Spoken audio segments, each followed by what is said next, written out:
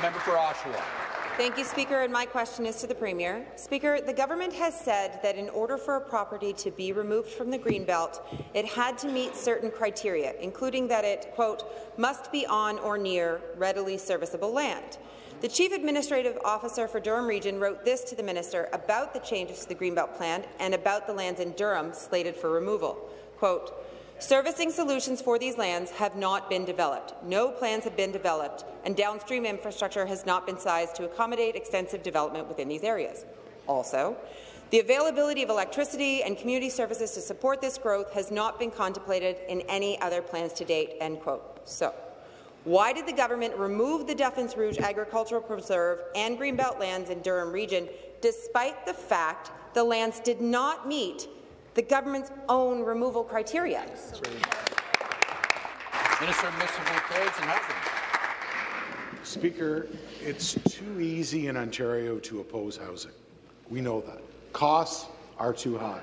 Speaker, there are parents and grandparents that are worried that their children and their grandchildren are going to never afford a home that meets their needs in their budget. The government knows through the Housing Affordability Task Force, other reports by CMHC and many others know that we need to get shovels in the ground faster. We posted 15 sites that have the potential of having, as a minimum, 50,000 homes to build upon our More Homes, More Choice plan. The Housing Affordability Task Force gave us a fantastic roadmap. We took it to the people in June, and we're going to implement it. We're going to implement a housing supply action plan each and every year of a re-elected government under the leadership of Premier Ford. We need to have more housing. We need to provide that opportunity for that young. Thank you.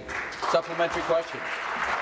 Thank you. Back to the Premier, but interestingly, that Ontario Housing Affordability Task Force on page 10 said that a shortage of land isn't the cause, that land is available both inside the existing built-up areas and on developed land outside the Greenbelt. Yep. But I digress. The province, at its own Greenbelt consultation, assured municipalities that no removal or land exchanges are proposed, and the government will not consider the removal of any lands from the Greenbelt. That was just a year ago.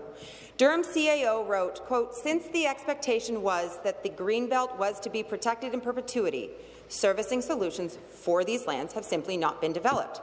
End quote. So the land in Durham doesn't meet the government's own criteria, and the government has promised, quote, if these conditions are not met, the government will return these properties to the Greenbelt. So, since our lands aren't serviced or near readily serviceable land, when will the minister return the DRAP lands and Durham Greenbelt lands safely to the Greenbelt? The Minister of Municipal Affairs and Housing. Well, Speaker, I'm sorry the member opposite stopped reading the Housing Affordability Task Force at page 10, because if she had read page 11, or page 12, she'd see recommendation 11, support responsible housing growth on undeveloped land, including outside existing municipal boundaries. We're going to continue, Speaker, to work not just with Durham Region, but with all 444 municipalities.